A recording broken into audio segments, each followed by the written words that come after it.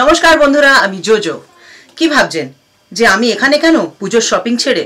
না না, আসলে পিলু একটা পাগলামি করছে, আর সেই পাগলামিতে আমরা বাংলার সমস্ত শিল্পীরা একত্রিত হয়েছি। পিলু বানিয়ে ফেলেছে দুর্গা ঠাকুরকে নিয়ে একটি গান, যে ধরনের গান আমরা বেশ কয়েকটা পুজোয় শুনতে পাইনি। তবে এবার পুজোয় একদম মন খারাপ নয়, কারণ আসছে আমাদের দুর্গা ঠাকুর, আর এর কম্পোজিশন এবং সব কিছু অ্যারেঞ্জমেন্ট করেছে পিলু।